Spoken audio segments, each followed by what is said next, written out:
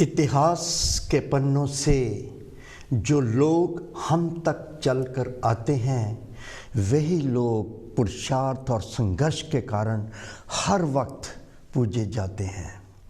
इतिहास के पन्नों में हम ही ने सजाया है उनको, क्योंकि भंवर से किश्तियां खींचकर किनारों तक वही लाते हैं।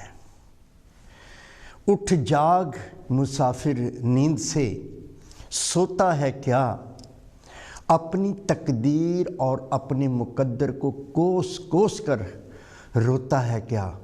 थाम ले दिल अपना और चल पड़ जानवे मंजिल की तरफ, फिर देख होता है क्या। मिटा दे अपनी हस्ती को अगर कुछ मर्तबा चाहिए, कि दाना खाक में मिलकर गुले गुलजार होता है। रॉबर्ट फ्रॉस्ट कह रहे हैं, Woods are lovely, dark and deep, but I have promises to keep, but miles to go before I sleep, but miles to go before I sleep. Henry Wadsworth कह रहे हैं, The heights by great men reached and kept, not attained by sudden flight, but they were toiling up in the night while their companion slept. So मंजिल को पाने के लिए तूफान और गुबार से गुजर जाना है। ज़िंदगी एक रास्ता है, कांटों को, पत्थरों को, पर्वतों को हटाना है। रह गुज़रे में मिलेंगी बहुत सी गर्दिशें, ज़मीन पर आसमां को झुकाना है। आएंगे मुकाम कैसे कैसे, लेकिन ज़मीन पर लेट के नहीं, आग के दरिया से गुज़र जाना है। और ये जो मंजिल पाउण वास्ते रास्ते बड़े मुश्किल हुंदे आ, क्योंकि ज़िंदगी एक क्लासरूम है और वक्त एक टीचर है। वक्त सिखाउंदा है और जो भी इंसान अपने वक्त तो सीखदा है और वक्त दे नाल चलदा है, वो मंजिल नूं पा लैंदा है। और जिस तरह, क्योंकि कोई भी लक्ष्य पाउण वास्ते ज्ञान दा होना बहुत ज़रूरी है, क्योंकि अगर ज्ञान नहीं है तो कोई भी इंसान अपनी मंजिल तक पहुंच नहीं सकता। जिस तरह प्लेटो ने कहा, ignorance is the roots and stem of all evils. जिन्नियां भी बुराइयां, उहदी जड़ और उहदा तना जिहड़ा आ, वो इग्नोरेंस है, भाव अज्ञानता है। और अज्ञानता नूं खत्म करने वास्ते जिहड़ा ज्ञान दा होना वो बहुत ज़रूरी है। सो कांची टीवी देख रहे पूरे देशों विदेशों दे विच जिथे जिथे भी कांची टीवी जा रहा है, रिस्पैक्टेड व्यूअर्स, मानयोग सत्कारयोग दर्शक, आप सब नूं मेरी वालों यानी मनोहर दुग्गल वालों जय गुरुदेव, जय भीम जी। अज दा इतिहास दे पन्नियां तो यानी the from the pages of the history या इतिहास के पृष्ठों से अज जिस महान शख्सियत नूं आप जी दे समक्ष लैके आ रहा हाँ, उन्हें महात्मा ज्योतिबा फूले या महात्मा ज्योतिराव फूले। क्योंकि उन्हों का 28 नवंबर यानी 2 दिन पहला पुण्यतिथि लंघ के गया है। जिस तरह इस शो दे विच मैं हमेशा आप जी के चरणों दे विच बेनती करदा कि असी उन्होंने परसनैलिटीज़, उन्होंने महान शिक्षित, महान फिलोसफर्स या बहुत बड़े बड़े रहबर जिहड़े हैं दुनिया के, उन्होंने इतिहास के पन्नियां तो लैके आने हैं। जिन्होंने जहाँ तक कोई जन्म, उन्होंने कोई बर्थ होवे या उन्होंने कोई पुण्यतिथि होवे, असी लैके आते। जिस तरह पिछले हफ्ते असी अपने शो दे विच कॉन्स्टिट्यूशन डे लेके आए थे, क्योंकि वो एक घटना सी, एक बहुत महत्वपूर्ण इंसीडेंट सीगा भारत वास्ते। क्योंकि कॉन्स्टिट्यूशन डे 26 नवंबर 1949 नूं कंप्लीट होया, अडॉप्ट किया और अपने आप नूं सौंपया उस इतिहास कॉन्स्टिट्यूशन नूं। और जो कि युग पुरुष बाबा साहब डॉक्टर भीमराव जी अंबेडकर, जिन्होंने 26 नवंबर नूं पार्लीमेंट दे विच जो ਸੰਵਿਧਾਨ ਸਭਾ ਸੀ, ਉਹਨਾਂ ਦੇ ਜਿਹੜੇ ਪ੍ਰੈਜ਼ੀਡੈਂਟ ਸੀ, ਉਹਨਾਂ ਦੇ ਜਿਹੜੇ ਪ੍ਰਾਈਮ ਮਿਨਿਸਟਰ ਸੀ, ਹੋਮ ਮਿਨਿਸਟਰ ਸੀ, ਐਜੂਕੇਸ਼ਨ ਮਿਨਿਸਟਰ ਸੀ, ਹੈਲਥ ਮਿਨਿਸਟਰ ਸੀ, ਉਹਨਾਂ ਸਾਰਿਆਂ ਨੂੰ ਸੌਂਪਿਆ। ਔਰ ਉਸ ਵੇਲੇ 299 ਨਹੀਂ, ਵੈਸੇ ਤਾਂ 299 ਮੈਂਬਰ ਸੀ, ਪਰ ਉਸ ਵੇਲੇ ਜਿਹੜੇ ਹਾਜ਼ਰ ਸੀਗੇ ਉਹ 284 ਮੈਂਬਰ ਸੀ। ਔਰ ਉਹਨਾਂ ਨੇ ਆਪਣੇ ਸਾਈਨ ਕਰਕੇ ਉਸ ਦਸਤਾਵੇਜ਼ 'ਤੇ ਇੱਕ ਸਟੈਂਪ ਲਗਾਤੀ ਔਰ ਸਦਾ ਵਾਸਤੇ ਉਸ ਸੰਵਿਧਾਨ ਨੂੰ ਆਪਣੇ ਉੱਤੇ ਲਾਗੂ ਕਰ ਲਿਆ। ਇਸ ਕਰਕੇ ਅਸੀਂ ਸੰਵਿਧਾਨ ਦਿਵਸ ਕਹਿੰਦੇ ਹਾਂ। ਔਰ ਪਿਛਲੇ ਹਫ਼ਤੇ ਜੋ ਵੀ ਸਾਡਾ ਐਪੀਸੋਡ ਸੀ ਉਹ ਕੰਸਟੀਟਿਊਸ਼ਨ ਆਫ ਇੰਡੀਆ 'ਤੇ ਹੀ ਡਿਪੈਂਡ ਸੀਗਾ। ਉਹ ਕੰਸਟੀਟਿਊਸ਼ਨ ਆਫ ਇੰਡੀਆ 'ਤੇ ਅਸੀਂ ਸਾਰੀ ਗੱਲਬਾਤ ਕੀਤੀ ਸੀ। ਸੋ ਅੱਜ ਅਸੀਂ ਗੱਲਬਾਤ ਕਰ ਰਹੇ ਹਾਂ ਇੱਕ ਮਹਾਨ ਸ਼ਖਸੀਅਤ, ਇੱਕ ਗ੍ਰੇਟ ਫਿਲਾਸਫਰ, ਇੱਕ ਗ੍ਰੇਟ ਸਟੇਟਸਮੈਨ, ਇੱਕ ਸੋਸ਼ਲ ਇਮੈਂਸੀਪੇਟਰ ਕਹਿ ਸਕਦੇ ਹਾਂ, ਸੋਸ਼ਲ ਰਿਫਾਰਮਰ ਕਹਿ ਸਕਦੇ ਹਾਂ, ਜਾਂ ਅਸੀਂ ਕਹਿ ਸਕਦੇ ਹਾਂ ਇੱਕ ਐਂਟੀ ਕਾਸਟ ਐਕਟਿਵਿਸਟ ਸੀਗੇ ਉਹ। ਅਤੇ ਜੋ ਉਸ ਵੇਲੇ ਜਾਤੀ ਪ੍ਰਥਾ ਜਾਂ ਵਰਨ ਵਿਵਸਥਾ ਚੱਲ ਰਹੀ ਸੀ ਉਸ ਨੂੰ ਖ਼ਤਮ ਕਰਨ ਵਾਸਤੇ, ਉਹਨੂੰ ਰਿਫਾਰਮ ਕਰਨ ਵਾਸਤੇ, ਜਾਂ ਸੋਸ਼ਲ ਈਵਲਸ ਜਿਹੜੀਆਂ ਉਸ ਵੇਲੇ ਜਿਹੜੀਆਂ ਮਾਲ ਪ੍ਰੈਕਟਿਸਿਸ ਸੁਸਾਇਟੀ ਦੇ ਵਿੱਚ ਚੱਲ ਰਹੀਆਂ ਸੀਗੀਆਂ, ਜਿਸ ਤਰ੍ਹਾਂ ਦੇਵਦਾਸੀ ਪ੍ਰਥਾ, ਸਤੀ ਪ੍ਰਥਾ, ਜਾਂ ਵਿਡੋ ਰੀਮੈਰਿਜ ਨਹੀਂ ਹੁੰਦੀ ਸੀ, ਇੱਦਾਂ ਦੀਆਂ ਜਿਹੜੀਆਂ ਸੋਸ਼ਲ ਈਵਲਸ ਸੀਗੀਆਂ ਉਹਨਾਂ ਨੂੰ ਖ਼ਤਮ ਕਰਨ ਵਾਸਤੇ ਇੱਕ ਨਾਇਕ ਬਣ ਕੇ ਮਹਾਰਾਸ਼ਟਰ ਦੀ ਧਰਤੀ 'ਤੇ ਉੱਭਰੇ। ਔਰ ਉਹਨਾਂ ਨੇ ਇਸ ਤਰ੍ਹਾਂ ਦੀ ਇੱਕ ਕ੍ਰਾਂਤੀ ਜੋਤੀ ਲਿਆਂਦੀ ਕਿ ਖਾਸ ਕਰਕੇ ਮਹਿਲਾਵਾਂ ਦੇ ਵਿੱਚ ਉਹਨਾਂ ਨੇ ਇਸ ਤਰ੍ਹਾਂ ਦੀ ਕ੍ਰਾਂਤੀ ਭਰੀ ਜਿਹੜੀ ਕਿ ਇੱਕ ਮਿਸਾਲ ਬਣੀ ਹੈ। ਔਰ ਅੱਗੇ ਜਾ ਕੇ ਯੁੱਗ ਪੁਰਸ਼ ਬਾਬਾ ਸਾਹਿਬ ਡਾਕਟਰ ਭੀਮ ਰਾਓ ਜੀ ਅੰਬੇਦਕਰ, ਉਹਨਾਂ ਨੇ ਵੀ ਆਪਣਾ ਆਦਰਸ਼ ਮਹਾਤਮਾ ਜੋਤੀਬਾ ਫੂਲੇ ਜੀ ਨੂੰ ਹੀ ਮੰਨਿਆ। ਉਹਨਾਂ ਤੋਂ ਪ੍ਰੇਰਨਾ ਲੈ ਕੇ, ਇੰਸਪੀਰੇਸ਼ਨ ਲੈ ਕੇ ਉਹਨਾਂ ਨੇ ਆਪਣੇ ਜੀਵਨ ਉੱਤੇ ਢਾਲਿਆ। ਔਰ ਉਹਨਾਂ ਨੇ ਵੀ ਜਿਹੜੇ ਪੁਰਸ਼ਾਰਥ ਕੀਤੇ, ਜਿਹੜੇ ਕਾਰਜ ਕੀਤੇ ਹੈ, ਉਹ ਵੀ ਇੱਕ ਆਪਣੇ ਆਪ ਦੇ ਵਿੱਚ ਇੱਕ ਮਿਸਾਲ ਹਨ। ਅਗਲੇ ਹਫ਼ਤੇ ਜਿਸ ਤਰ੍ਹਾਂ ਕਿ 6 ਦਸੰਬਰ ਨੂੰ ਯੁੱਗ ਪੁਰਸ਼ ਡਾਕਟਰ ਬਾਬਾ ਸਾਹਿਬ ਅੰਬੇਡਕਰ ਜੀ ਦਾ ਪੁੰਨਿਆ ਤਿਥੀ ਹੈ, ਕਿਉਂਕਿ ਉਹਨਾਂ ਦਾ ਜਨਮ 14 ਅਪ੍ਰੈਲ 1891 ਔਰ ਜੋ ਉਹਨਾਂ ਦੀ ਪੁੰਨਿਆ ਤਿਥੀ ਹੈ ਜਾਂ ਪ੍ਰੀ ਨਿਰਵਾਣ ਦਿਵਸ ਅਸੀਂ ਕਹਿ ਸਕਦੇ ਹਾਂ 6 ਦਸੰਬਰ 1956, ਯਾਨੀ 6 ਦਸੰਬਰ ਨੂੰ, ਹਰ 6 ਦਸੰਬਰ ਹਰ ਸਾਲ ਅਸੀਂ ਉਹਨਾਂ ਦੀ ਪ੍ਰੀ ਨਿਰਵਾਣ ਦਿਵਸ ਮਨਾਉਂਦੇ ਹਾਂ। ਔਰ ਅਸੀਂ ਅਗਲੇ ਹਫ਼ਤੇ ਯਾਨੀ ਅਗਲੇ ਵੀਰਵਾਰ ਨੂੰ 8 ਤਰੀਕ ਨੂੰ ਅਸੀਂ ਬਾਬਾ ਸਾਹਿਬ ਅੰਬੇਡਕਰ ਦਾ ਜੋ ਟੌਪਿਕ ਲੈ ਕੇ ਆਵਾਂਗੇ। ਉਸ ਸ਼ੋਅ ਦੇ ਵਿੱਚ ਜੋ ਵੀ ਗੱਲਬਾਤ ਹੋਵੇਗੀ ਉਹ ਯੁੱਗ ਪੁਰਸ਼ ਡਾਕਟਰ ਭੀਮ ਰਾਓ ਜੀ ਅੰਬੇਦਕਰ ਬਾਰੇ ਹੋਵੇਗੀ।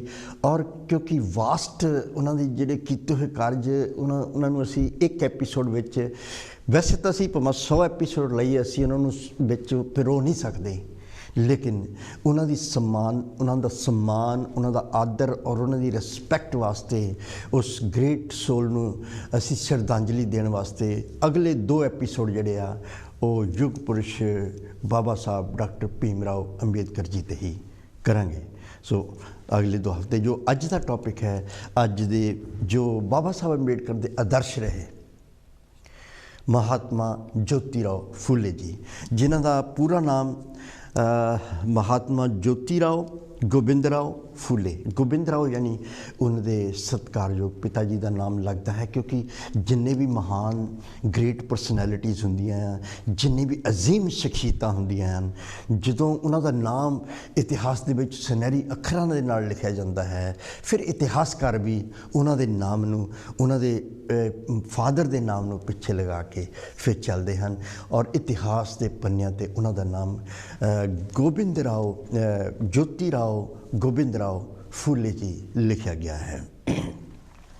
ਸੋ ਉਹਨਾਂ ਦੇ ਜੋ ਕੀਤੇ ਹੋਏ ਕਾਰਜਾਂ ਜਾਂ ਜਿੰਨੇ ਵੀ ਮਹਾਨ ਲੋਕ ਹੁੰਦੇ ਆ, ਜਿੰਨੇ ਵੀ ਫਿਲਾਸਫਰਸ, ਥਿੰਕਰਸ ਜਾਂ ਜਿੰਨੇ ਵੀ ਸਟੇਟਸਮੈਨ ਹੁੰਦੇ ਆ, ਜਿਨ੍ਹਾਂ ਨੇ ਆਪਣੀ ਜ਼ਿੰਦਗੀ ਦੇ ਵਿੱਚ ਇਨਸਾਨੀਅਤ ਨੂੰ ਇਨਸਾਨੀਅਤ ਦੀ ਸੇਵਾ ਕਰਨ ਵਾਸਤੇ ਜਾਂ ਕੋਈ ਇਤਿਹਾਸ ਰਚਣ ਵਾਸਤੇ ਇੱਦਾਂ ਦੇ ਕੰਮ ਕੀਤੇ ਹੁੰਦੇ ਆ, ਉਹਨਾਂ ਦਾ ਨਾਮ ਹੀ ਇਤਿਹਾਸ ਦੇ ਵਿੱਚ ਸੁਨਹਿਰੀ ਅੱਖਰਾਂ ਦੇ ਨਾਲ ਲਿਖਿਆ ਜਾਂਦਾ ਹੈ। ਸੋ ਆਓ ਉਹਨਾਂ ਦੇ ਬਾਰੇ ਜੋ 4 ਲਾਈਨਾਂ ਲਿਖੀਆਂ ਹਨ ਉਹ ਆਪ ਦੇ ਸਮਕਸ਼ ਰੱਖਦਾ ਹਾਂ।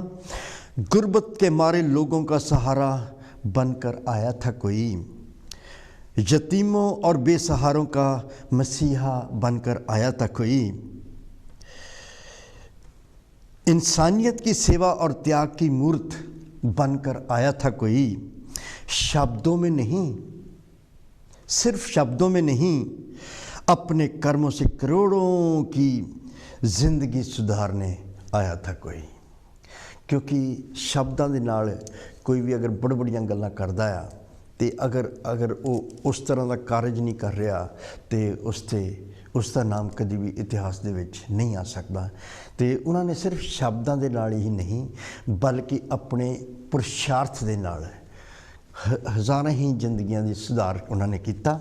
जो उस वेले सोशल जो ईवल्स चल रही सी, माल प्रैक्टिस चल रही सी, जिहड़ी कि असमानता सी, सब तो वड्डी गल तो असमानता ही सी।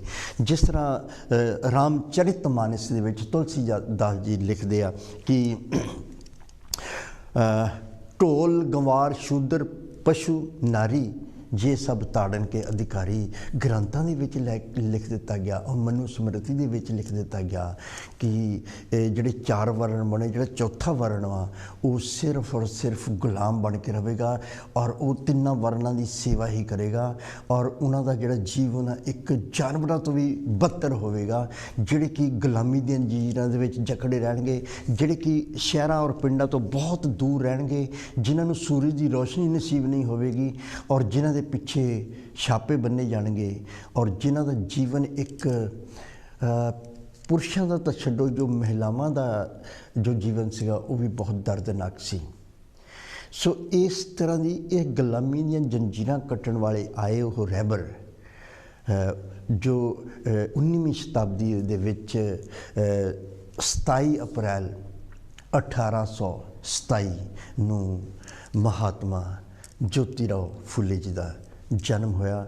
महाराष्ट्र की धरती पुणे का एक शहर है सतारा का एक पिंड है कैतगन, जिथे उन्हों का जन्म होया और उन्हों जन्म भी इस चौथी वर्ण व्यवस्था जी है वो ही होया क्योंकि उन्होंने पिता जी या उन्होंने जो कुल सी वो माली जाति के नाल संबंध रखता सी क्योंकि चौथा वर्ण ही है। पर ज्योतिबा फुले जिदा जिदा बड़े होंदे गए और उन्होंने जो देख के असमानता जो उस वेले समाज दे विच सी उसनूं देख के उन्होंने अंदर एक दर्द जिहड़ा सी, एक दर्द का बीज जिहड़ा उपज गया सी, वो हुण वध रहा सीगा और उन्होंने अपने अंदरों ही एक इस तरह की जागृति हो रही सी कि जब सारे इंसान एक तरह के आ फिर एक इंसान नूं उहदे जन्म करके उपर क्यों किया गया है और एक इंसान नूं जन्म करके उन्होंने थले क्यों किया गया है, ये असमानता क्यों है। ये एक उन्होंने मन दे विच एक क्वेश्चन मार्क लगा है और जिथे तक पढ़ने का सवाल आ चौथे वर्ण नूं पढ़ने का अधिकार नहीं सी। अनटचेबल्स कहंदे सी या उस वेले अछूत कहंदे सीगे, उन्होंने पढ़ने का अधिकार नहीं सी और उस वेले जो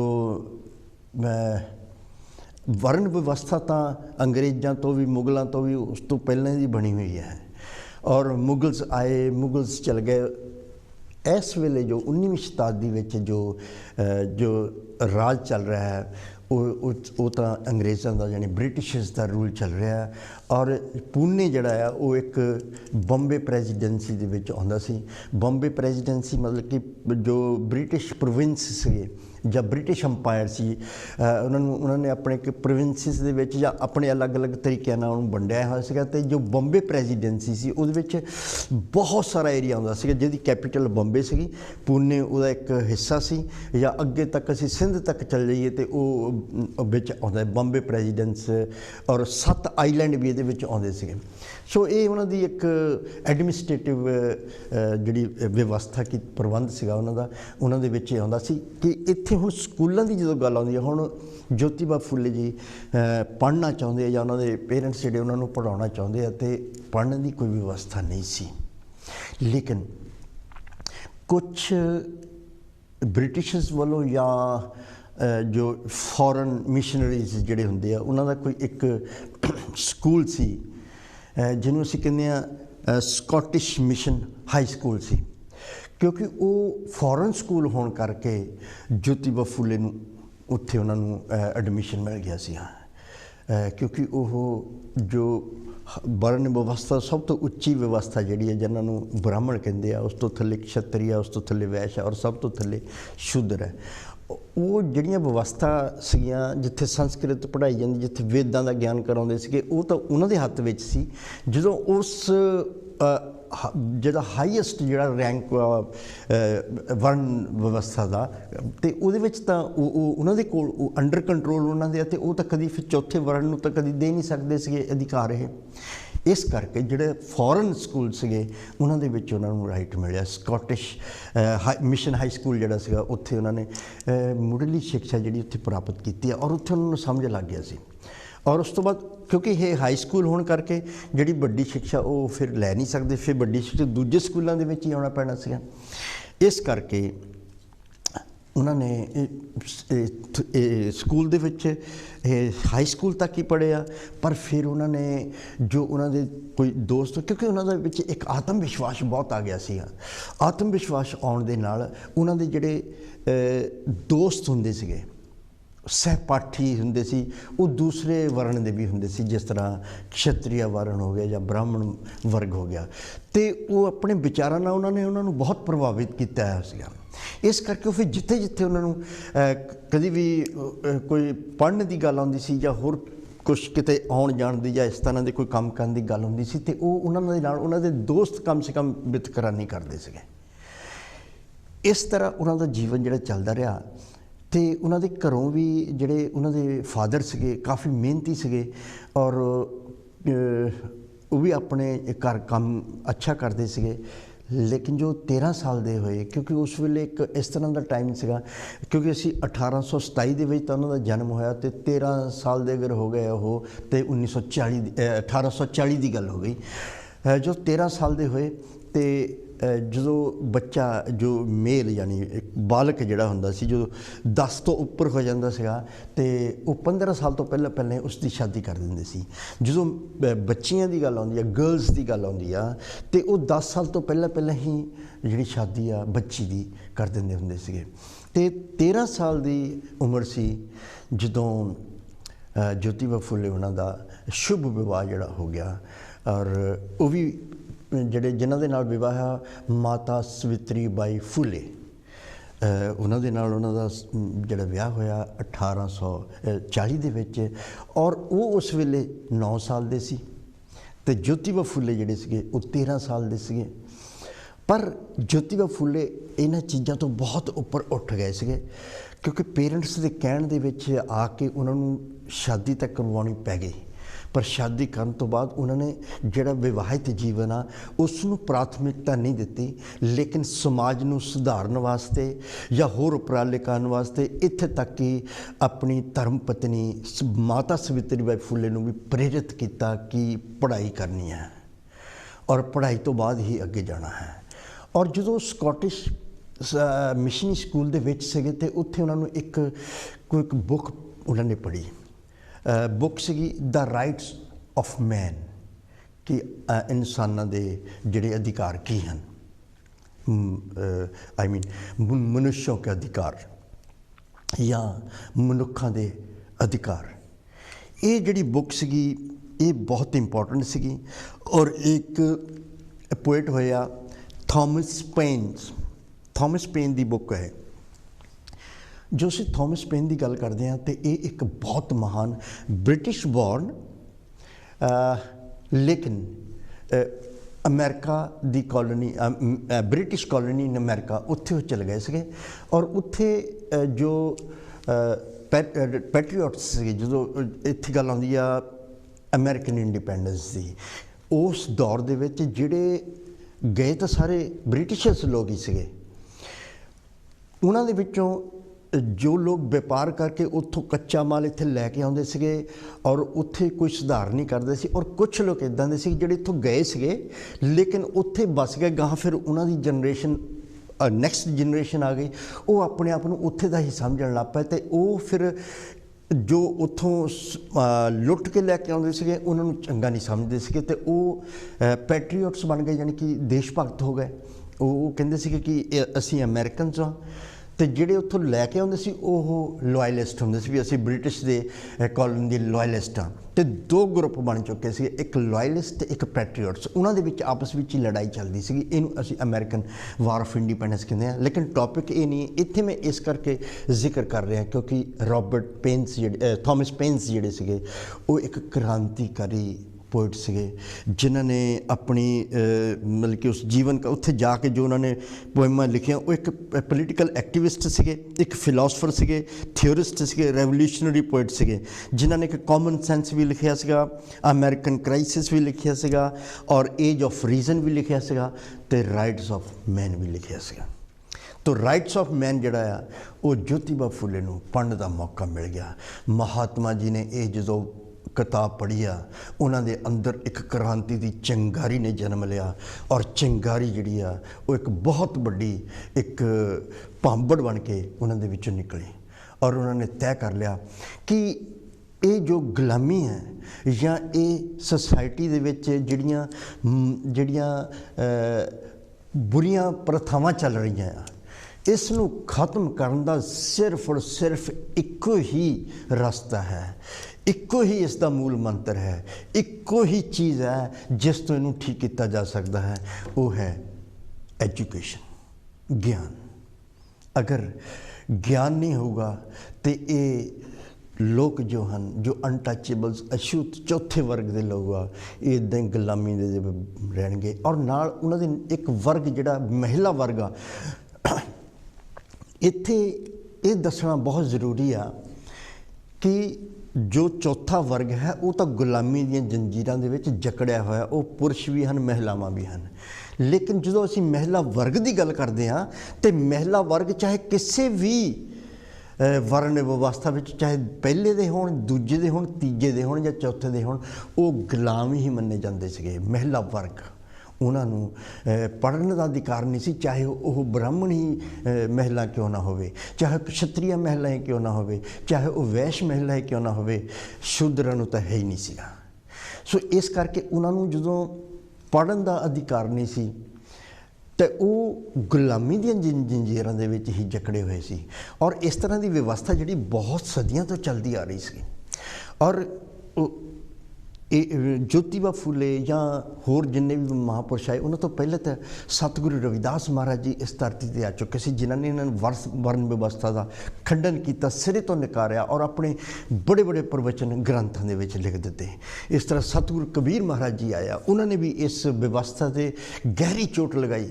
ਸਤਿਗੁਰੂ ਨਾਮਦੇਵ ਜੀ ਆਇਆ, ਸਤਿਗੁਰੂ ਨਾਨਕ ਦੇਵ ਜੀ ਆਏ ਆ, ਗੁਰੂ ਗੋਬਿੰਦ ਸਿੰਘ ਜੀ ਆਏ ਆ। ਸੋ ਇਹਨਾਂ ਮਹਾਂਪੁਰਸ਼ਾਂ ਨੇ ਆ ਕੇ ਇਸ ਵਿਵਸਥਾ 'ਤੇ ਜੋ ਪ੍ਰਹਾਰ ਤਾਂ ਕੀਤਾ, ਸਫਲ ਵੀ ਹੋਏ।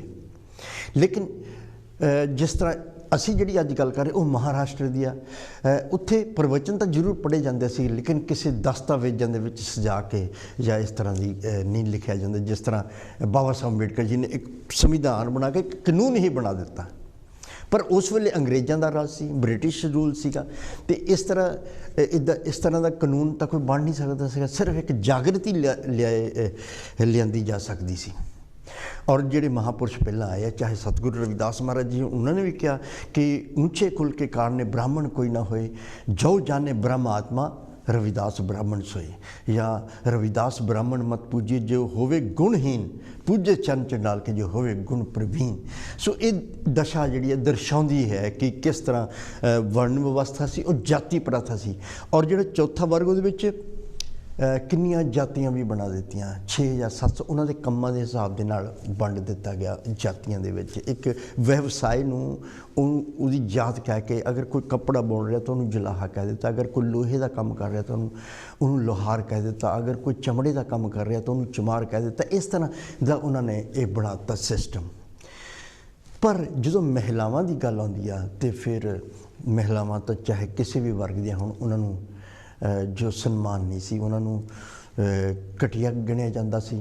ਔਰ ਇਸੇ ਕਰਕੇ ਚਾਹੇ ਬ੍ਰਾਹਮਣ ਮਹਿਲਾ ਕਿਉਂ ਨਾ ਹੋਵੇ, ਅਗਰ ਉਹਦੀ ਮੈਰਿਜ ਹੋ ਗਈ ਜਾਂ ਅਗਰ ਉਸਦੇ ਪਤੀ ਦੀ ਮੌਤ ਹੋ ਜਾਂਦੀ ਤਾਂ ਵਿਧਵਾ ਹੋ ਗਈ। ਵਿਧਵਾ ਨੂੰ ਰੀਮੈਰਿਜ ਕਰਾਉਣ ਦਾ ਅਧਿਕਾਰ ਨਹੀਂ ਸੀ। ਉਸ ਦੇ ਬਾਲ ਕੱਟ ਕੇ ਉਹਨਾਂ ਨੂੰ ਅਲੱਗ ਕਿਤੇ ਇੱਕ ਜਗ੍ਹਾ ਸੀ ਉੱਥੇ ਛੱਡ ਦਿੱਤਾ ਜਾਂਦਾ ਸੀ। ਉਹਦੀ ਜਿਹੜੀ ਕਦਰ ਜਿਹੜੀ ਹੈ, ਕੀਮਤਾਂ ਕਦਰਾਂ ਜਿਹੜੀਆਂ ਮਹਿਲਾਵਾਂ ਦੀਆਂ ਘੱਟ ਜਾਂਦੀਆਂ ਸੀ। ਜਾਂ ਫਿਰ ਪਤੀ ਦੇ ਕਈ ਜਗ੍ਹਾ ਦੇ ਵਿੱਚ, ਪੂਰੇ ਭਾਰਤ ਵਿੱਚ ਨਹੀਂ ਬਲਕਿ ਭਾਰਤ ਵਿੱਚ ਜਿੱਦਾਂ ਵੈਸਟ ਬੰਗਾਲ ਜਿਹੜਾ ਪ੍ਰੋਵਿੰਸ ਸੀਗਾ, ਇੱਥੇ ਸਤੀ ਪ੍ਰਥਾ ਜਿਹੜੀ ਸੀ ਇਹ ਬਹੁਤ ਉੱਥੇ ਬੋਲਬਾਲਾ ਸੀਗਾ ਕਿ ਪਤੀ ਦੀ ਮੌਤ ਹੋ ਗਈ, ਪਤਨੀ ਨੂੰ ਵੀ ਨਾਲ ਜਲਾ ਦੇਣਾ।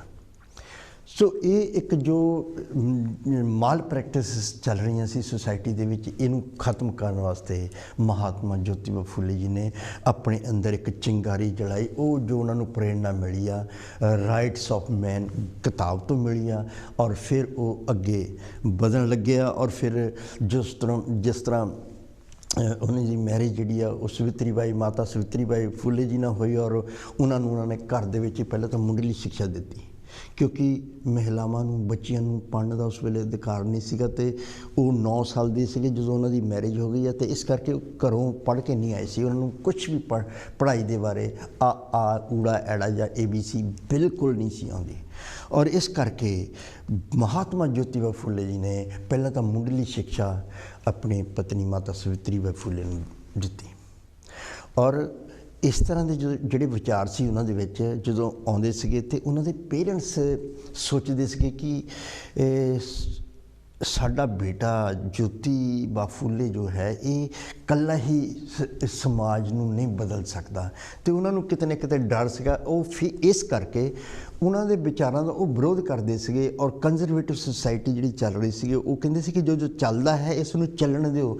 You can not change the society alone, ਕਿਉਂਕਿ ਤੂੰ ਇਕੱਲਾ ਆ ਅਤੇ ਬਾਕੀ ਜਿਹੜੇ ਚੌਥਾ ਵਰਗ ਤਾਂ ਇਸ ਵੇਲੇ ਗੁਲਾਮੀ ਦੀਆਂ ਜੰਜੀਰਾਂ ਦੇ ਵਿੱਚ ਉਹ ਤੇਰੇ ਨਾਲ ਆ ਨਹੀਂ ਸਕਦਾ, ਉਹ ਸਾਥ ਦੇ ਨਹੀਂ ਸਕਦੇ, ਅਤੇ ਇਸ ਕਰਕੇ ਇਕੱਲਾ ਤੂੰ ਬਦਲ ਨਹੀਂ ਸਕਦਾ। ਲੇਕਿਨ ਉਹਨਾਂ ਨੇ ਇੱਕ ਪ੍ਰਣ ਕੀਤਾ ਸੀਗਾ ਕਿ ਜਿਹੜਾ ਇੱਕ ਹਥਿਆਰ ਜਿਹੜਾ ਆ ਉਹ ਜਿਹੜਾ ਮੇਰੇ ਕੋਲ ਆਵੇਗਾ ਉਹ ਗਿਆਨ ਦਾ ਹਥਿਆਰ, ਐਜੂਕੇਸ਼ਨ ਦਾ ਹੋਵੇਗਾ। ਉਸ ਦੇ ਨਾਲ ਮੈਂ ਵੱਡੀਆਂ ਕ੍ਰਾਂਤੀਆਂ ਜਿੰਨੀਆਂ ਵੀ ਆਈਆਂ ਇਤਿਹਾਸ ਦੇ ਵਿੱਚ ਉਹ ਸਿਰਫ ਔਰ ਸਿਰਫ ਐਜੂਕੇਸ਼ਨ ਦੇ ਨਾਲ ਹੀ ਆਈਆਂ ਹਨ।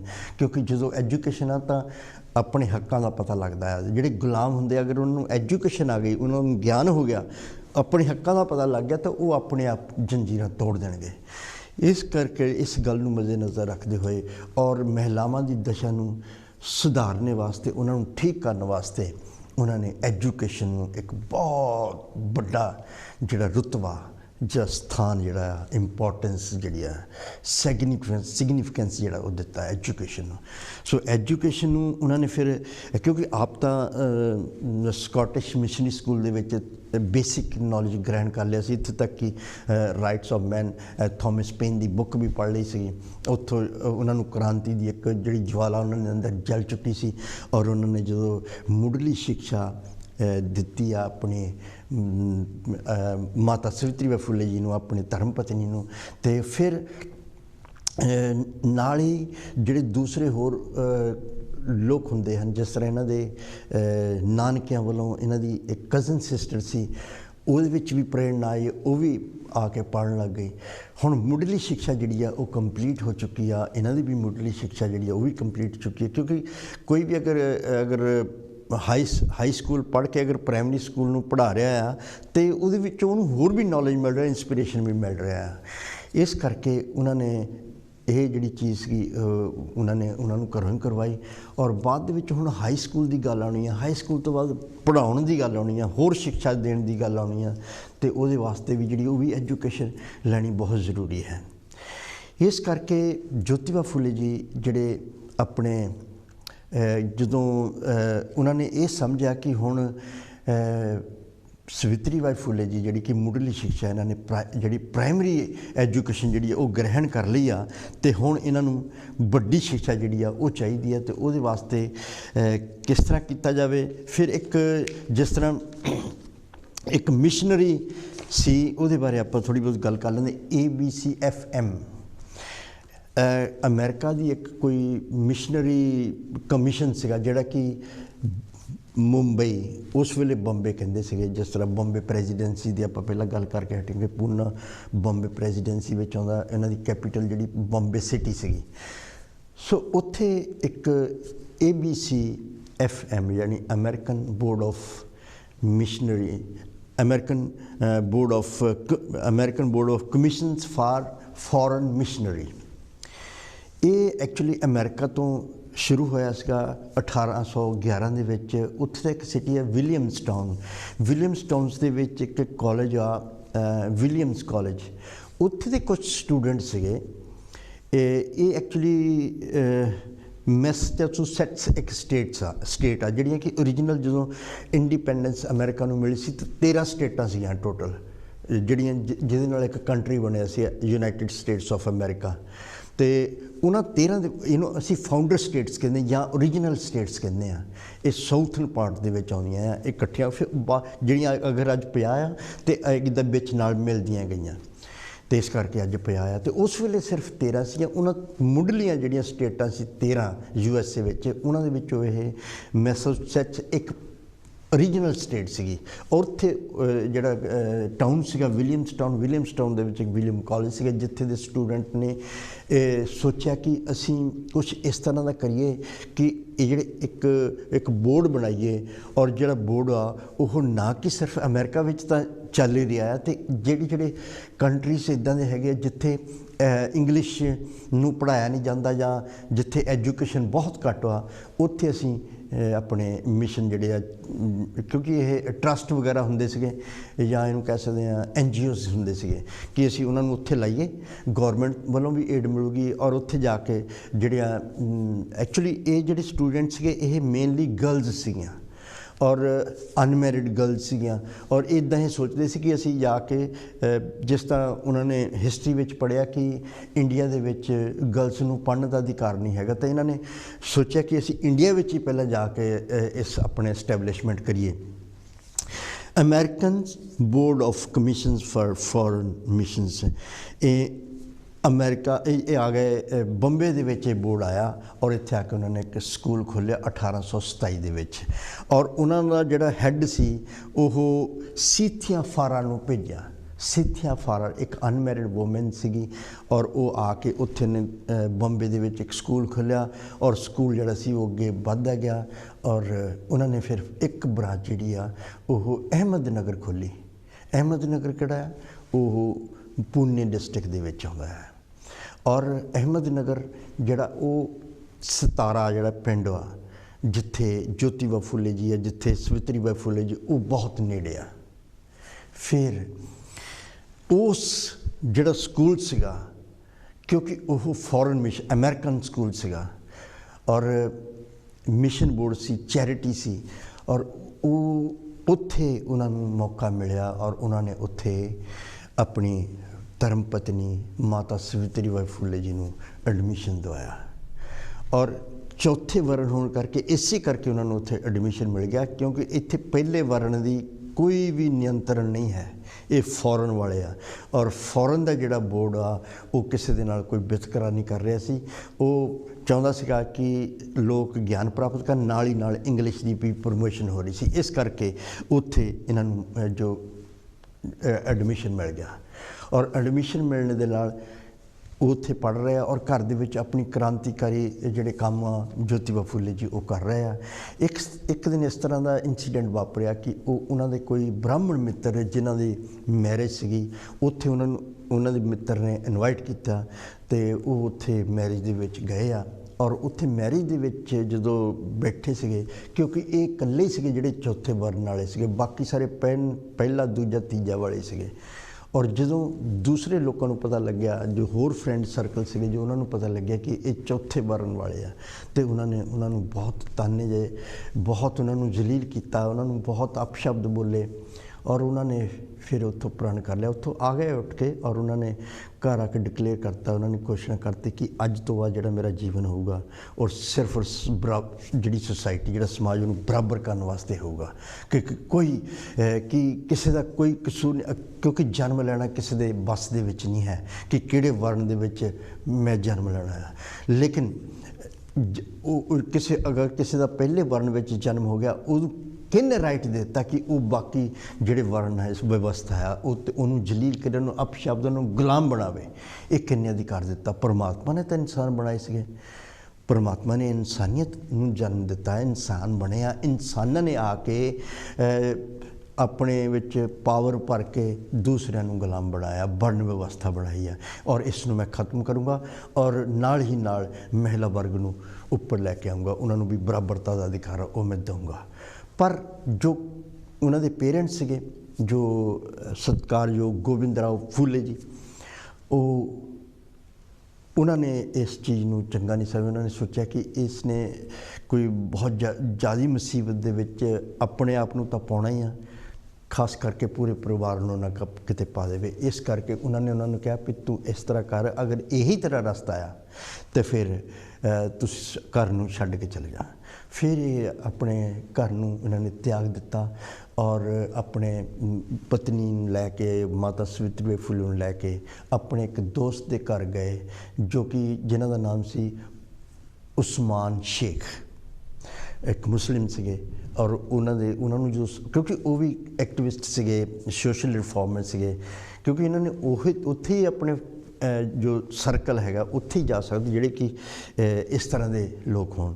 ਫਿਰ ਉੱਥੇ ਉਸਮਾਨ ਸ਼ੇਖ ਉਹਨਾਂ ਦੀ ਇੱਕ ਸਿਸਟਰ ਸੀ ਜਿਨ੍ਹਾਂ ਨੂੰ ਫਾਤਿਮਾ ਸ਼ੇਖ ਜਿਨ੍ਹਾਂ ਦਾ ਨਾਮ ਹੈ, ਉਹਨਾਂ ਨੂੰ ਵੀ ਪੜ੍ਹਨ ਦੀ ਬਹੁਤ ਸੀ ਕਿ ਮੈਂ ਕਿਸ ਤਰ੍ਹਾਂ ਐਜੂਕੇਸ਼ਨ ਗ੍ਰਹਿਣ ਕਰਾਂ। ਉਹ ਵੀ ਮਾਤਾ ਸਵਿਤਰੀ ਬਾਈ ਫੁਲੇ ਦੇ ਨੇ, ਜੋ ਅਹਿਮਦ ਨਗਰ ਵਿੱਚ ਸਕੂਲ ਸੀਗਾ ABCFM, ਜਾਣੀ ਕਿ ਅਮੈਰੀਕਨ ਬੋਰਡ ਆਫ ਮਿਸ਼ਨ, ਜਿਹੜਾ ਕਿ ਫੋਰਨ ਮਿਸ਼ਨ ਦਾ ਸੀਗਾ, ਕਮਿਸ਼ਨ ਸੀ, ਉਹਦੇ ਵਿੱਚ ਉਹਨਾਂ ਨੂੰ ਵੀ ਦਾਖਲਾ ਮਿਲ ਗਿਆ ਔਰ ਉੱਥੇ ਉਹ ਦੋਨੇ ਪੜ੍ਹ ਰਹੇ ਸੀ। ਔਰ ਇੱਥੇ ਇਹਨਾਂ ਨੇ ਜਿਹੜਾ ਆਪਣਾ ਮਿਸ਼ਨ ਸੀਗਾ, ਆਪਣੀ ਕ੍ਰਾਂਤੀ ਨੂੰ ਅੱਗੇ ਵਧਾਉਂਦੇ ਹੋਏ, ਹੋਰ ਦੋਸਤਾਂ ਨੂੰ, ਹੋਰ ਲੋਕਾਂ ਨੂੰ ਨਾਲ ਜੋੜਦੇ ਹੋਏ ਉਸ ਨੂੰ ਵੱਡਾ ਕਰਦੇ ਰਹੇ।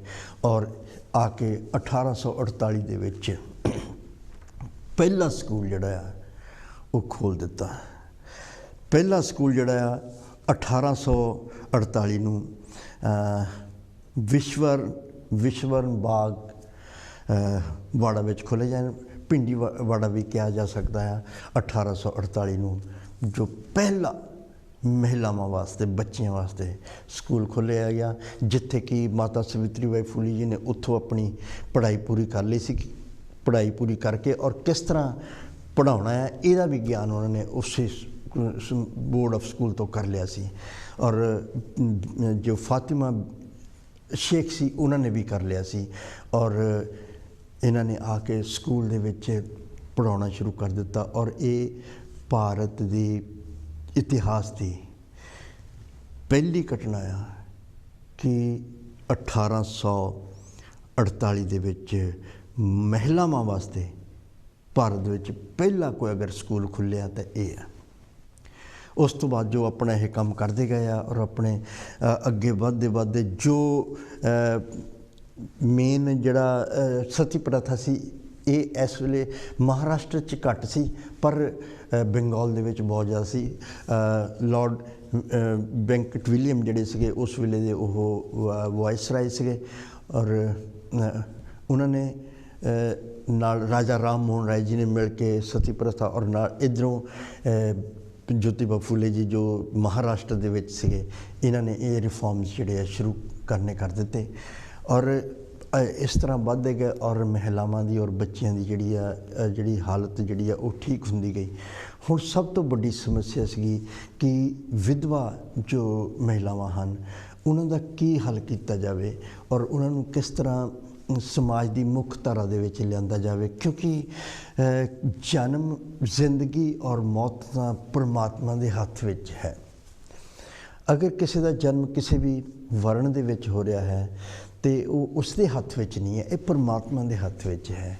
ਔਰ ਕਦੋਂ ਉਸਦੀ ਮੌਤ ਆ ਜਾਣੀ ਹੈ ਇਹ ਵੀ ਉਹਦੇ ਹੱਥ ਵਿੱਚ ਨਹੀਂ ਹੈ, ਇਹ ਵੀ ਪਰਮਾਤਮਾ ਦੇ ਹੱਥ ਵਿੱਚ ਹੈ। ਅਗਰ ਕਿਸੇ ਮਹਿਲਾ ਦੇ ਪਤੀ ਦਾ ਦੇਹਾਂਤ ਹੋ ਗਿਆ ਤੇ ਉਸ ਪਤਨੀ ਦਾ ਕੀ ਕਸੂਰ ਆ? ਉਸ ਨੂੰ ਕਿਉਂ ਇਹ ਸਜ਼ਾ ਮਿਲਦੀ ਸੀ ਕਿ ਬੰਗਾਲ ਦੇ ਵਿੱਚ ਤਾਂ ਉਹਨੂੰ ਉਸ ਦੀ ਚਿਤਾ 'ਤੇ ਜਿੰਦਾ ਨੂੰ ਹੀ ਜਲਾ ਦਿੱਤਾ ਜਾਂਦਾ ਸੀਗਾ। ਅਤੇ ਲੇਕਿਨ ਬਾਕੀ ਸ਼ਹਿਰ, ਬਾਕੀ ਜਿਹੜੇ ਹੋਰ ਜਿਸ ਤਰ੍ਹਾਂ ਮਹਾਰਾਸ਼ਟਰ ਹੋ ਗਿਆ ਜਾਂ ਬਾਕੀ ਏਰੀਆਸ ਦੇ ਵਿੱਚ ਉਹਨਾਂ ਦੇ ਵਾਲ ਕੱਟ ਕੇ ਉਹਨਾਂ ਨੂੰ ਸਮਾਜ ਦੀ ਮੁੱਖ ਧਾਰਾ ਦੇ ਵਿੱਚੋਂ ਕਿਉਂ ਕੱਢ ਦਿੱਤਾ ਜਾਂਦਾ ਸੀ, ਜਾਂ ਮੰਦਿਰਾਂ ਦੇ ਵਿੱਚ ਛੱਡ ਦਿੱਤਾ ਜਾਂਦਾ ਸੀ ਜਿੱਥੇ ਪੁਜਾਰੀ ਲੋਕ ਜਿਹੜੇ ਸੀਗੇ ਉਹ ਦੁਸ਼ਕਰਮ ਕਰਦੇ ਸੀਗੇ। ਔਰ ਫਿਰ ਉਹ ਜੋ ਔਰਤਾਂ ਸਨ, ਵਿਧਵਾਵਾਂ ਜਿਹੜੀਆਂ ਹੁੰਦੀਆਂ ਸਨ, ਉਹ ਪ੍ਰੈਗਨੈਂਟ ਹੋ ਜਾਂਦੀਆਂ ਸੀ, ਫਿਰ ਉਹਨਾਂ ਦੇ ਨਵਜਾਤ ਸ਼ਿਸ਼ੂ ਨੂੰ ਮਾਰ ਦਿੱਤਾ ਜਾਂਦਾ ਸੀ। ਇਹ ਸਾਰੀਆਂ ਜਿਹੜੀਆਂ ਕ੍ਰਿਤੀਆਂ ਸੀਗੀਆਂ ਸਮਾਜ ਦੇ ਵਿੱਚ ਇੱਕ ਇਸ ਤਰ੍ਹਾਂ ਦੀ ਇਹ ਤਸਵੀਰ ਸੀ ਜਿਹਨੂੰ ਅਸੀਂ ਘਿਨਾਉਣੀ ਤਸਵੀਰ ਸਮਾਜ ਦੀ ਕਹਿ ਸਕਦੇ ਹਾਂ, ਜਿਸ ਨੂੰ ਖਤਮ ਕਰਨ ਦਾ ਜਿਹੜਾ ਬੀੜਾ ਆ ਉਹ ਮਹਾਤਮਾ ਜੋਤੀ ਰਾਓ ਫੁੱਲੇ ਜੀ ਨੇ ਚੱਕਿਆ ਹੋਇਆ ਸੀ। ਔਰ ਇਸ ਨੂੰ ਹਟਾਉਣ ਵਾਸਤੇ ਜਾਂ ਜੋ ਵਿਧਵਾ ਔਰਤ ਹੋ ਗਈ ਹੈ ਉਸ ਨੂੰ ਵੀ ਸਮਝਾਉਣ ਵਾਸਤੇ, ਕਿਉਂਕਿ ਉਸਨੇ ਇਹ ਸਮਝਿਆ ਹੁੰਦਾ ਸੀ ਕਿ ਅਗਰ ਮੇਰੇ ਪਤੀ ਦੀ ਮੌਤ ਹੋ ਗਈ ਆ ਅਤੇ ਮੈਨੂੰ ਮੇਰੇ ਵਾਲ ਕੱਟ ਹੋਣੇ ਹੀ ਆ। ਅਗਰ ਉਹਨੂੰ ਵਾਲ ਨਹੀਂ ਕੱਟ ਹੋਏ ਤਾਂ ਉਹ ਆਪਣੇ ਆਪ ਨੂੰ ਅਭਾਗਾ ਸਮਝਦੀ ਸੀਗੀ ਕਿ ਮੈਂ ਜੋ ਪ੍ਰਥਾ ਚੱਲ ਰਹੀ ਉਹਦੇ ਅਨੁਸਾਰ ਨਹੀਂ ਮੇਰਾ ਜੀਵਨ ਚੱਲ ਰਿਹਾ। ਉਹ ਇਸ ਨੂੰ ਉਸਨੇ ਇਸ ਨੂੰ ਜਿਹੜੀ ਕ੍ਰਿਤੀ ਸੀ ਨੂੰ ਉਹਨੂੰ ਵੀ ਆਪਣੇ ਗਲ ਨਾਲ ਲਾ ਆਇਆ ਸੀ। ਉਸ ਨੂੰ ਵੀ ਸਮਝਾਉਣਾ ਇੱਕ ਬੜਾ ਮੁਸ਼ਕਿਲ ਸੀ। ਇਸ ਕਰਕੇ ਇਹਨਾਂ ਨੇ ਇਹ ਵੀ ਬੀੜਾ ਚੱਕਿਆ। ਔਰ ਉਸ ਵਾਸਤੇ ਕੀ ਸੀ, ਐਜੂਕੇਸ਼ਨ ਬਹੁਤ ਜ਼ਰੂਰੀ ਹੈ। ਐਜੂਕੇਸ਼ਨ ਨੇ ਇੱਕ ਤਰਕਸ਼ੀਲ ਗੱਲਾਂ ਕਰਕੇ ਤਾਂ ਇਹ ਸਮਝਾ ਸਕਦੇ ਆ ਨਾ ਸਮਾਜ ਨੂੰ, ਨਹੀਂ ਤਾਂ ਨਹੀਂ ਸਮਝਾ ਸਕਦੇ। ਇਸ ਤਰ੍ਹਾਂ ਉਹਨਾਂ ਨੇ ਇੱਕ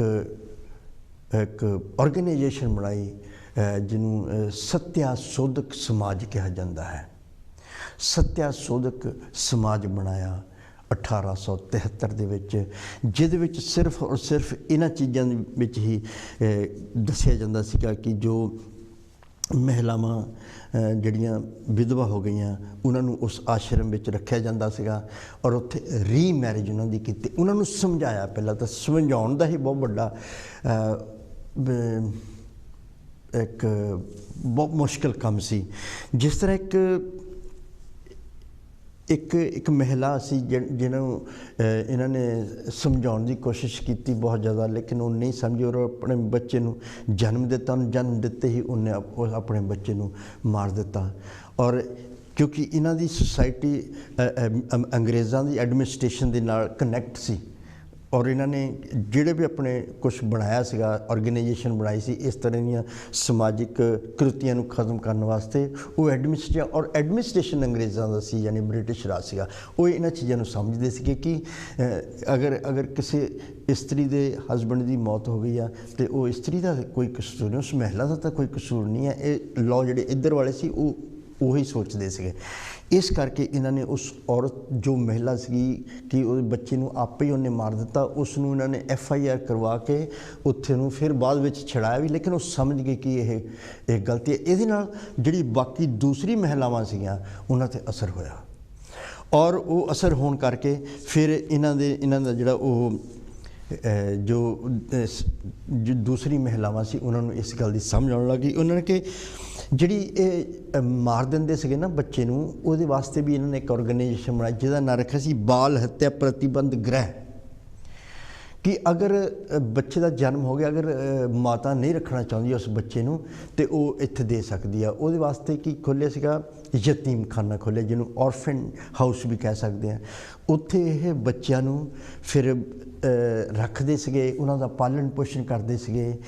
ਇਸ ਤਰ੍ਹਾਂ ਹੀ ਇਹਨਾਂ ਦਾ ਆਪਣਾ ਜਿਹੜਾ ਔਲਾਦ ਕੋਈ ਨਹੀਂ ਸੀ। ਜੋਤੀਬਾ ਫੂਲੇ, ਮਾਤਾ ਸਵਿਤਰੀ ਫੂਲੇ ਦੇ ਵਿਵਾਹਿਤ ਜੀਵਨ ਤੋਂ ਕੋਈ ਵੀ ਸੰਤਾਨ ਨਹੀਂ ਹੋਈ, ਕਿਉਂਕਿ ਉਹਨਾਂ ਨੇ ਇਸ ਗੱਲ ਨੂੰ, ਜਦ ਕਿ ਜਿਹੜਾ ਦੂਸਰਾ ਸਮਾਜ ਸੀਗਾ ਜਦੋਂ ਪੜ੍ਹਾਉਣ ਜਾਂਦੇ ਸੀ ਮਾਤਾ ਸਵਿਤਰੀ ਫੂਲੇ ਅਤੇ ਉਹਨਾਂ 'ਤੇ ਬਹੁਤ ਜ਼ਿਆਦਾ ਉਹ ਇੱਕ ਸਾੜੀ ਨਾਲ ਲੈ ਕੇ ਜਾਂਦੇ ਸੀਗੇ ਜਾਣ ਵੇਲੇ, ਕਿਉਂਕਿ ਉਹਨਾਂ 'ਤੇ ਕੁਛ ਬਹੁਤ ਇੱਦਾਂ ਕੁਛ ਗਿੱਲੀ ਮਿੱਟੀ ਸਿੱਟ ਕੇ ਜਾਂ ਉਹਨਾਂ ਨੂੰ ਅਪਸ਼ਬਦ ਬੋਲ ਕੇ ਜਾਂ ਕੂੜਾ ਸਿੱਟ ਕੇ ਉਹਨਾਂ ਨੂੰ ਬਹੁਤ ਜਲੀਲ ਕਰਦੇ ਸੀ, ਉਹਨਾਂ ਦਾ ਅਪਮਾਨ ਕਰਦੇ ਸੀਗੇ। ਅਤੇ ਜਾਂਦੇ ਜਾਂਦੇ ਉਹਨਾਂ ਦੀ ਸਾੜੀ ਜਿਹੜੀ ਆ ਉਹ ਗੰਦੀ ਹੋ ਜਾਂਦੀ ਸੀਗੀ।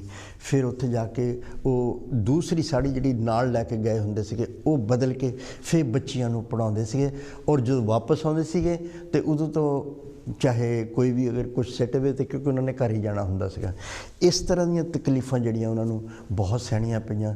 ਔਰ ਉਹਨਾਂ ਤਕਲੀਫਾਂ ਤੋਂ ਕਈ ਵਾਰੀ ਜਦੋਂ ਬਹੁਤ ਜ਼ਿਆਦਾ ਤੰਗ ਆ ਜਾਂਦੇ ਸੀ ਜਾਂ ਦੂਸਰੇ ਸਮਾਜ ਦੀਆਂ ਜਿਹੜੀਆਂ ਮਹਿਲਾਵਾਂ ਸੀਗੀਆਂ ਉਹ ਮਾਤਾ ਸਾਵਿਤਰੀ ਬਾਈ ਫੁੱਲੇ ਜੀ ਨੂੰ ਕਈ ਵਾਰੀ ਆ ਕੇ ਕਹਿ ਦਿੰਦੇ ਸੀਗੇ ਕਿ ਤੁਸੀਂ ਇਹ ਕਿਹੜੇ ਕੰਮਾਂ ਦੇ ਵਿੱਚ ਪਏ ਆ, ਆਪਣੀ ਜ਼ਿੰਦਗੀ ਸੁਧਾਰੋ, ਕਿਉਂਕਿ ਤੁਹਾਡੇ ਜਾਣ ਤੋਂ ਪਿੱਛੇ ਤੁਹਾਡਾ ਆਪਣਾ ਇੱਕ ਔਲਾਦ ਹੋਣੀ ਚਾਹੀਦੀ ਜਿਹੜੀ ਤੁਹਾਨੂੰ ਯਾਦ ਕਰੇ, ਤੁਹਾਡੇ ਵੰਸ਼ ਨੂੰ ਜਿਹੜਾ ਤੁਹਾਡਾ ਵੰਸ਼ ਜਿਹੜਾ ਚੱਲਦਾ ਰਹਿਣਾ ਚਾਹੀਦਾ। ਤਾਂ ਇੱਕ ਵਾਰ ਉਹਨਾਂ ਦੀਆਂ ਬਹਿਕਾਵੇ ਦੇ ਵਿੱਚ ਵੀ ਆ ਗਏ ਮਾਤਾ ਸਾਵਿਤਰੀ ਬਾਈ ਫੁੱਲੇ, ਔਰ ਉਹਨਾਂ ਨੇ ਆ ਕੇ ਕਿਹਾ ਕਿ ਅਸੀਂ ਇਹ ਕੰਮ ਨਹੀਂ ਕਰਨਾ ਚਾਹੁੰਦੇ, ਆਓ ਆਪਾਂ ਆਪਣੇ ਗ੍ਰਹਿਸਥੀ ਜੀਵਨ ਨੂੰ, ਕਿਉਂਕਿ ਸਾਡੇ ਬਾਅਦ ਸਾਡੀ ਨਿਸ਼ਾਨੀ ਹੋਣੀ ਚਾਹੀਦੀ ਹੈ, ਸਾਡਾ ਕੋਈ ਬੇਟਾ ਜਾਂ ਬੇਟੀ ਹੋਣੀ ਚਾਹੀਦੀ ਹੈ ਜਿਹੜੇ ਸਾਡੇ ਵੰਸ਼ ਨੂੰ ਅੱਗੇ ਚਲਾਵੇ। ਅਤੇ ਪਰ ਉਹਨਾਂ ਨੇ ਕਿਹਾ ਕਿ ਇਸ ਤਰ੍ਹਾਂ ਨਹੀਂ ਹੋ ਸਕਦੀ, ਕਿਉਂਕਿ ਅਗਰ ਕੋਈ ਵੀ ਅਗਰ ਬੀਜ ਜਿਸ ਤਰ੍ਹਾਂ ਅਸੀਂ ਜ਼ਮੀਨ ਦੇ ਵਿੱਚ ਬੋਂਦੇ ਹਾਂ ਅਤੇ ਉਹਦੇ ਹਜ਼ਾਰਾਂ ਹੀ ਬੀਜ ਬਣਦੇ ਆ, ਲੇਕਿਨ ਉਹ ਜਿਹੜਾ ਬੀਜ ਜਿਹਨੂੰ ਧਰਤੀ ਵਿੱਚ ਰੱਖਤਾ ਉਹਦੀ ਆਪਣੀ ਹਸਤੀ ਜਿਹੜੀ ਆ ਉਹ ਖਤਮ ਕਰਨੀ ਪੈਣੀ ਹੈ।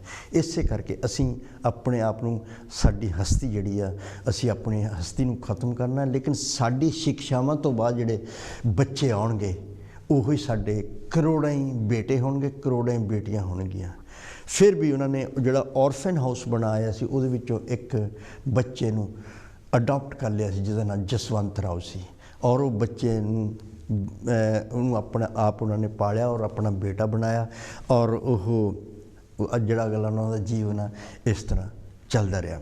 ਸੋ ਇਸ ਤਰ੍ਹਾਂ ਉਹਨਾਂ ਨੇ ਇਹ ਜੋ ਕਰਕੇ ਉਹਨਾਂ ਨੇ ਇੱਕ ਬੁੱਕ ਲਿਖੀ ਸੀ ਗੁਲਾਮਗਿਰੀ, ਔਰ ਜੋ ਦੂਸਰੇ ਹੋਰ ਕੰਮ ਸੀਗੇ ਜਿਸ ਤਰ੍ਹਾਂ ਖੇਤੀ ਦਾ ਕੰਮ ਹੋਇਆ ਉਹਦੇ ਵਿੱਚ ਵੀ ਉਹਨਾਂ ਨੇ ਬਹੁਤ ਬੜਾਵਾ ਦਿੱਤਾ, ਔਰ ਇਸ ਤਰ੍ਹਾਂ ਉਹਨਾਂ ਦੇ ਜਿਹੜੇ ਸਮਾਜ ਸੁਧਾਰਕ ਜਿਹੜੇ ਕੰਮ ਚੱਲਦੇ ਰਹੇ ਆ ਔਰ ਉਹ ਕਰਦੇ ਰਹੇ ਹਮੇਸ਼ਾ। ਔਰ ਮਾਤਾ ਸਾਵਿਤਰੀ ਬਾਈ ਫੁੱਲੇ ਜੀ ਵੀ ਆਪਣੇ ਵਿਹਲੇ ਟਾਈਮ ਦੇ ਵਿੱਚ ਕਵਿਤਾਵਾਂ ਲਿਖਦੇ ਸੀਗੇ, ਔਰ ਉਹਨਾਂ ਦੇ ਜਾਣ ਤੋਂ ਬਾਅਦ ਅੱਜ ਜੋ ਮਹਾਰਾਸ਼ਟਰ ਦੇ ਵਿੱਚ ਉਹਨਾਂ ਦੇ ਧਰੋਹਰ ਬਣੇ ਹੋਏ ਆ, ਉਹਨਾਂ ਦੇ ਘਰਾਂ ਦੇ ਵਿੱਚ ਉਹਨਾਂ ਦੇ ਸਟੈਚੂ ਬਣੇ ਹੋਏ ਆ, ਉਹ ਜਿਹੜੇ ਬਣੇ ਹੋਏ ਹੈਗੇ ਆ ਉਹ ਜੋਤੀਬਾ ਫੁੱਲੇ ਮਹਾਤਮਾ ਜੀ ਦੀ ਨਾਮ 'ਤੇ ਇੱਕ ਭਾਰਤ ਸਰਕਾਰ ਨੇ 1977 ਦੇ ਵਿੱਚ ਇੱਕ ਡਾਕ ਟਿਕਟ ਵੀ ਚਲਾਇਆ ਸੀ, ਕਿਉਂਕਿ ਅਗਰ ਕੋਈ ਨਾ ਕੋਈ ਜੋ ਮਹਾਂਪੁਰਸ਼ ਹੁੰਦਾ ਆ, ਅਗਰ ਜਿਹੜੀ ਗੌਰਮੈਂਟ ਆਫ ਇੰਡੀਆ ਇੰਨੀ ਜਲਦੀ ਕਿਸੇ ਦਾ ਕੁਛ ਨਹੀਂ ਕਰ ਸਕਦੀ, ਲੇਕਿਨ ਕਮ ਸੇ ਕਮ ਡਾਕ ਟਿਕਟ ਚਲਾ ਕੇ ਉਹਨਾਂ ਨੂੰ ਯਾਦ ਕਰਦੀ ਆ, ਉਹਨਾਂ ਦੇ ਕੀਤੇ ਹੋਏ ਕੰਮਾਂ ਨੂੰ ਯਾਦ ਕਰਦੀ। ਇਹ ਵੀ ਆਪਣੇ ਆਪ ਦੇ ਵਿੱਚ ਇੱਕ ਸਨਮਾਨ ਚਿੰਨ੍ਹ ਹੁੰਦਾ ਹੈ ਕਿ ਕਿਸੇ ਮਹਾਂਪੁਰਸ਼ ਦੀ ਡਾਕ ਟਿਕਟ ਬਣੀ ਆ। ਸੋ 1977 ਦੇ ਵਿੱਚ ਮਹਾਤਮਾ ਜੋਤੀਬਾ ਫੁੱਲੇ ਉਹਨਾਂ ਦੀ ਇੱਕ ਉਹ ਬਣੀ ਆ ਜਿਹੜੀ ਡਾਕ ਸਟੈਂਪ, ਪੋਸਟਲ ਸਟੈਂਪ ਜਿਹਨੂੰ ਅਸੀਂ ਕਹਿੰਦੇ ਹਾਂ, ਔਰ ਇੱਕ ਟਾਊਨ ਉਹਨਾਂ ਦਾ ਕਰਾੜ, ਸਤਾਰਾ ਡਿਸਟ੍ਰਿਕਟ ਦੇ ਵਿੱਚ ਕਰਾਟ ਇੱਕ ਪਿੰਡ ਆ ਜਿੱਥੇ ਉਹਨਾਂ ਦਾ ਇੱਕ ਬਹੁਤ ਵੱਡਾ ਸਟੈਚੂ ਬਣਿਆ, ਔਰ ਇੱਕ ਜੋਤੀਬਾ ਫੁੱਲੇ ਜੀ ਅਤੇ ਮਾਤਾ ਸਾਵਿਤਰੀ ਬਾਈ ਫੁੱਲੇ ਜੀ ਔਰੰਗਾਬਾਦ ਮਹਾਰਾਸ਼ਟਰ ਦੇ ਵਿੱਚ ਦੋਨਾਂ ਦੇ ਹੀ ਸਟੈਚੂਜ਼ ਬਣੇ। ਉਹਨਾਂ ਦਾ ਘਰ ਵਾ, ਉਹਨਾਂ ਦੇ ਘਰਾਂ ਦੇ ਵਿੱਚ ਉਹਨੂੰ ਅੱਜ ਉੱਦਾਂ ਹੀ ਮੇਨਟੇਨ ਕੀਤਾ ਜਾਂਦਾ ਹੈ, ਔਰ ਜੋ ਸਟੂਡੈਂਟਸ ਆ, ਜੋ ਹੋਰ ਉਸ ਵੇਲੇ ਦੇ ਜਿਹੜੇ ਪੜ੍ਹੇ ਲਿਖੇ ਸੀਗੇ ਉਹ ਅੱਗੇ ਜਾ ਕੇ ਬਹੁਤ ਮਹਾਨ ਸ਼ਖਸੀਅਤਾਂ ਬਣੇ, ਉਹਨਾਂ ਤੋਂ ਪ੍ਰੇਰਨਾ ਲੈ ਕੇ, ਉਹਨਾਂ ਤੋਂ ਸਿੱਖਿਆ ਲੈ ਕੇ, ਔਰ ਮਾਤਾ ਸਾਵਿਤਰੀ ਬਾਈ ਫੁੱਲੇ ਜਿਹੜੇ ਆ ਭਾਰਤ ਦੇਸ਼ ਦੇ ਪਹਿਲੇ ਮਹਿਲਾ ਅਧਿਆਪਕ ਬਣੇ ਆ, ਔਰ ਉਹਨਾਂ ਨੂੰ ਮਹਾਰਾਸ਼ਟਰ ਦੇ ਵਿੱਚ ਉਹਨਾਂ ਦੇ ਨਾਂ 'ਤੇ ਜੋ ਬਾਲ ਦਿਵਸ ਮਨਾਇਆ ਜਾਂਦਾ ਹੈ, ਜਾਂ ਉਹਨਾਂ ਦੇ ਨਾਂ 'ਤੇ ਹੋਰ ਬਹੁਤ ਸਾਰੇ ਕੰਮ, TV ਸੀਰੀਅਲਸ ਉਹਨਾਂ ਦੇ ਬਣੇ ਆ, ਔਰ ਉਹਨਾਂ ਦੇ ਕਈ ਇੱਕ ਫਿਲਮ ਵੀ ਬਣ ਚੁੱਕੀ ਆ। ਸੋ ਜੋ ਮਹਾਂਪੁਰਸ਼ ਹੁੰਦੇ ਹਨ ਉਹ ਕਦੇ ਵੀ ਉਹਨਾਂ ਦੇ ਕੀਤੇ ਹੋਏ ਕੰਮਾਂ ਨੂੰ ਨਕਾਰਿਆ ਨਹੀਂ ਜਾ ਸਕਦਾ, ਔਰ ਲੁਕ ਸਕਦੇ ਆ। ਜਿਸ ਤਰ੍ਹਾਂ ਸੂਰਜ ਅਗਰ ਬੱਦਲਾਂ ਦੇ ਵਿੱਚ ਚਲ ਗਿਆ ਤਾਂ ਮਤਲਬ ਇਹ ਨਹੀਂ ਕਿ ਸੂਰਜ ਖਤਮ ਹੋ ਗਿਆ, ਲੇਕਿਨ ਹਾਂ ਥੋੜ੍ਹੀ ਦੇਰ ਵਾਸਤੇ ਬੱਦਲਾਂ ਦੇ ਪਿੱਛੇ ਜ਼ਰੂਰ ਚਲੇ ਗਿਆ, ਲੇਕਿਨ ਜਿੱਦਾਂ ਹੀ ਬੱਦਲ ਪਿੱਛੇ ਹੁੰਦੇ ਆ ਅਤੇ ਫਿਰ ਜੋ ਸੂਰਜ ਚਮਕਦਾ ਅਤੇ ਫਿਰ ਰੌਸ਼ਨੀ ਜਿਹੜੀ ਆ, ਫਿਰ ਦੱਸਣ ਦੀ ਵੀ ਲੋੜ ਨਹੀਂ ਪੈਂਦੀ ਕਿ ਸੂਰਜ ਧੁੱਪ ਆ ਗਈ ਆ, ਫਿਰ ਉਹਦੀ ਜਿਹੜੀ ਰੌਸ਼ਨੀ ਉਹੀ ਆਪਣੇ ਆਪ ਹੀ ਦਰਸਾ ਦਿੰਦੀ ਹੈ ਕਿ ਰੌਸ਼ਨੀ ਆ ਗਈ ਹੈ। ਸੋ ਉਹਨਾਂ ਦੇ ਜੀਵਨ ਤੋਂ ਪ੍ਰੇਰਨਾ ਲੈ ਕੇ ਬਾਬਾ ਸਾਹਿਬ ਅੰਬੇਡਕਰ ਜੀ ਅੱਗੇ ਵਧੇ ਆ, ਔਰ ਉਹਨਾਂ ਨੂੰ ਆਪਣਾ ਆਦਰਸ਼, ਆਪਣਾ ਗੁਰੂ ਮੰਨਿਆ ਉਹਨਾਂ ਨੇ।